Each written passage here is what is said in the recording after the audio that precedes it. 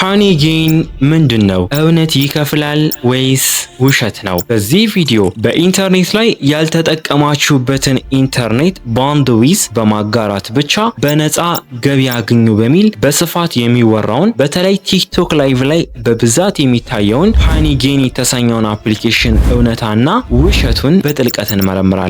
ሶሻል ሚዲያ ላይ ይህንን አፕሊኬሽን ስልካችሁ ላይ ጭናችሁ ተኙ፣ በወር $500 ይከፈላችኋል የሚሉ ቪዲዮዎችን አይታችሁ እውነት ይሄ ነገር ይሰራል ብላችሁ ተጠራጥራችሁ ነበር? ስልካችሁን ወይም ኮምፒውተራችሁን ከኢንተርኔት ጋር በማያያዝ ብቻ ከስር ገቢ የሚያስገኝላችሁ አፕሊኬሽን ቢኖር ደስ አይልም? በሌላ በኩል ደግሞ በሺዎች የሚቆጠሩ የኢትዮጵያ ወጣቶች የሞባይል ዳታ ገዝተው ይህንን አፕሊኬሽን በመጫን የገዙትን ዳታ ጨርሰው 1 ሳንቲም ሳያገኙ ተስፋ ሲቆርጡ ታያላችሁ። እና ያኔ አንድ ጥያቄ ራሳችሁን እንድትጠይቁ ያደርጋችኋል። እውነት ሃኒጌን ይሰራል ወይስ አጭበርባሪ ነው? በኢትዮጵያ ውስጥ እውነት ገቢ ያስገኝልኛል? ዛሬ በግልጽ እናወራለን። ከሚወሩት አሳሳች ማስታወቂያዎች ወጥተን ስለ ሃኒጌን እውነተኛ አሰራር፣ በኢትዮጵያ ውስጥ ማን ሊጠቀመው እንደሚችልና ማን እንደሚያጣበት እያንዳንዱን ሚስጥር ከፍታለሁ። ለዚህ ቻናል አዲስ ከሆናችሁ ፉአኒኬር ይባላል። የኦንላይን ስራችሁንና ገንዘባችሁን ከማጭበርበር ለመጠበቅ አሁኑን ሰብስክራይብ በማድረግ ፋሚሊ ሆኑ። ወደ እውነታው እንለፍ። ወደ አሰራሩ ከመሄዳችን በፊት መጀመሪያ ሁላችንም ገነዘብ የሚገባ አንድ ለማዋጥ የሚከብድ እውነት አለ። ሃኒጌን ሀብታም የሚያደርጋችሁ ወይም በወር አያሌ ዶላር የሚያስገኝላችሁ የኦንላይን ቢዝነስ አይደለም። እኔ ራሱ ድሮ በየቦታው ስለ ሃኒጌን ሲወራ በቃ ስልኬን አብርቼ ብተው በወር የሆነ ያክል ወጪን ከቨር ያደርግልኛል ብዬ አስብ ነበር። ይህ ትልቅ ትራፕ ነው። ሃኒጌን የሚሰጣችሁ ገቢ እጅግ በጣም አነስተኛ የሆነ የሻይ ወይም የኢንተርኔት ካርድ መግዣ ሊሆን የሚችል አነስተኛ ሳይድ ኢንካም ነው። እንደ ዋና ስራ ወይም እንደ ቢዝነስ የሚቆጠር በጭራሽ አይደለም። አንድ የምወደው አባባል አለ። ያለምንም ስራና ክህሎት ሀብታም ያደርጋችኋል ተብሎ የሚነገራችሁ ነገር በሙሉ ወይ አጭበርባሪ ነው ወይ ደግሞ እናንተ ራሳችሁ እቃው ሆናችኋል ማለት ነው። አሁን ደግሞ ወደ ዋናው ትርጉም እንመጣለን። በእርግጥ ሃኒጌን ምንድነው? እንዴትስ ነው ብር የሚከፍለው?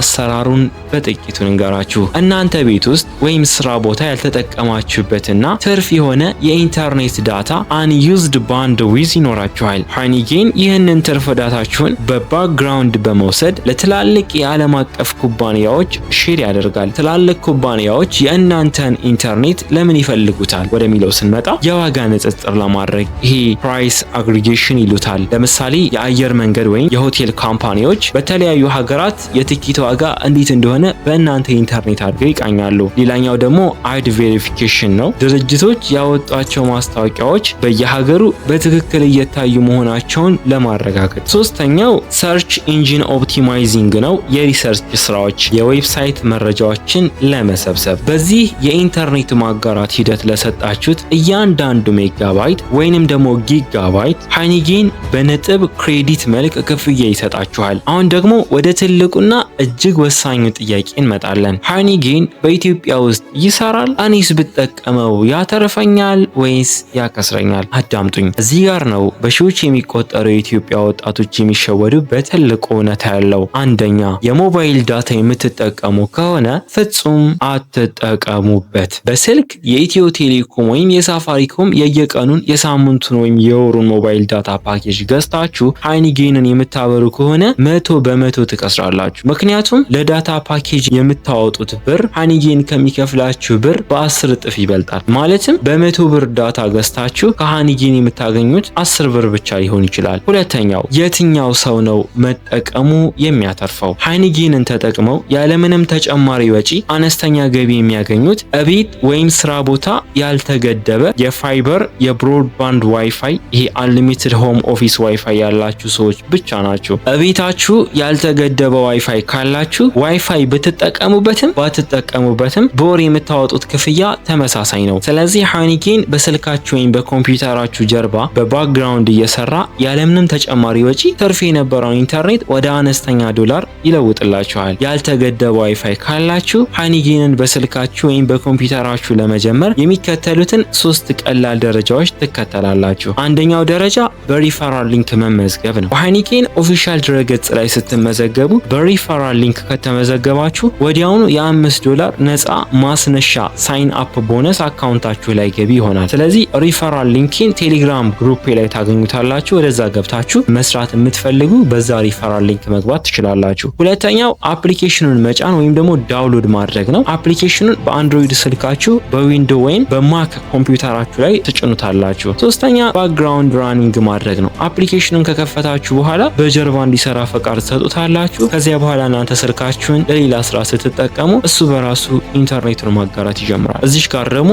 ገቢያችሁን በ20% የሚያሳድግላችሁንና ብራችሁን በፍጥነት እንድታወጡ የሚያስችላችሁን አንድ ትልቅ ሚስጥር እነግራችኋለሁ። በተለመደው የሃኒጌን አሰራር ስታንዳርድ ሞድ ከሄዳችሁ ያገኛችሁት ገቢ $20 ሳይሞላ ብራችሁን ማውጣት አትችሉም። $20 ለመሙላት ደግሞ ወራት ሊፈጅባችሁ ይችላል። ነገር ግን በአፕሊኬሽኑ ላይ ጃምፕ ታስክ ሞድ GMPT የሚለውን አማራጭ ካበራችሁ የምታገኙት ገቢ ላይ ተጨማሪ 10% እስከ 20% ቦነስ ይሰጣችኋል። $20 እስኪሞላ መጠበቅ አይጠበቅባችሁም። ያገኛችሁትን ማንኛውም አነስተኛ ገቢ በክሪፕቶ አማካኝነት ወዲያውኑ ማውጣት ትችላላችሁ። አሁን ደግሞ ወደ ዋናው ጥያቄ እንመጣለን። እሺ በሃኒጌን ያሰባሰብነውን ዶላር ወይም ነጥብ እንዴት ነው ማውጣት የምንችለው? እዚህ ጋር ነው እጅግ ወሳኙና ትልቁን ህጋዊ ማስጠንቀቂያ ልነግራችሁ የሚገባው። በኢትዮጵያ ብሔራዊ ባንክ ህግ መሰረት በኢትዮጵያ ውስጥ የክሪፕቶ ከረንሲና የፒቱፒ ዝውውር ማድረግ ሙሉ በሙሉ ተከልክሏል። በቴሌብር ወይም በኢትዮጵያ ባንክ አካውንታችሁ ከክሪፕቶ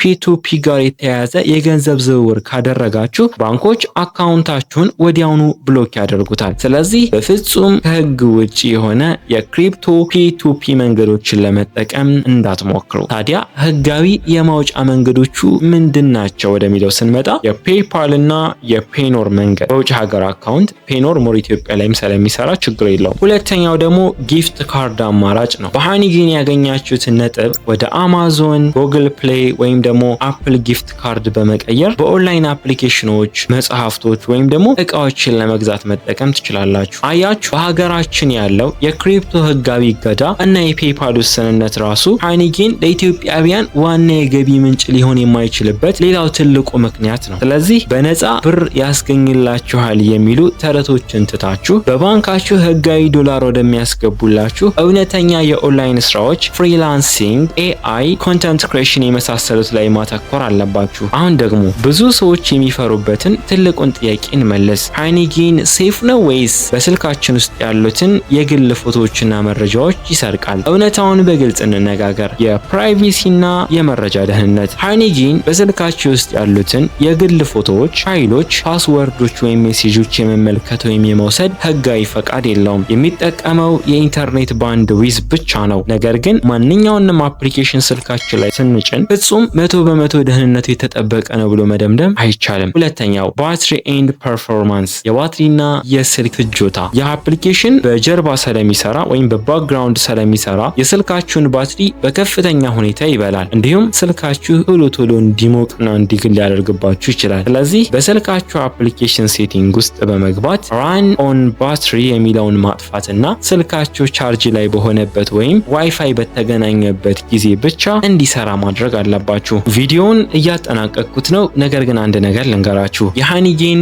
የመጨረሻው እውነት ምንድን ነው? የሞባይል ዳታ የምትጠቀሙ ከሆነ በፍጹም እንዳትሞክሩት፣ ያከስራችኋል። ቤታችሁ ወይም ስራ ቦታችሁ ላይ ያልተገደበ ዋይፋይ ካላችሁ በስልካችሁ ወይም በኮምፒውተራችሁ ላይ ጭናችሁ ብትከፍቱት በወር የሻይ ወይም የሞባይል ካርድ መግዣ የሚሆን አነስተኛ ነፃ ገቢ ያስገኝላችኋል። ነገር ግን እዚህ ጋር እንድታውቁ የምፈልገው ነገር ሃኒጌን ወይም መሰል አፖች ህይወታችሁን የሚቀይሩ የኦንላይን ቢዝነሶች አይደሉም። ህይወታችሁን የሚቀይረው እውነተኛ ዲጂታል ክህሎት፣ ቪዲዮ ኤዲቲንግ፣ ዲዛይን፣ AI፣ ፍሪላንሲንግ፣ ኮንተንት ክሬሽን የመሳሰሉት ላይ ብቻ ትኩረት አድርጋችሁ መማር ብቻ ነው። ጊዜያችሁንና አእምሯችሁን ትላልቅ ነገሮች ላይ አውሉት። አነስተኛ አፖችን ደግሞ በጎን ትናንሽ ኢንካሞችን ለማግኘት ካልሆነ ያን ያክል ኤግዛይትድ ሆናችሁ አትጠቀሙባቸው። የቪዲዮ ጠቃሚ መረጃ እንደሰጣችሁ ሙሉ በሙሉ ተስፋ አደርጋለሁ። ቤታችሁ ያልተገደበ አንሊሚትድ ዋይፋይ ካላችሁ አዎ አለኝ፣ ከሌላችሁ ደግሞ የምጠቀመው ዳታ ነው ብላችሁ ኮሜንት ላይ ጻፉልኝ። ቪዲዮን ከወደዳችሁ ላይክ ማድረጋችሁን አትርሱ። ሃኒጌን ሀብታም ያደርጋል ብሎ ለሚያስብ ጓደኛችሁ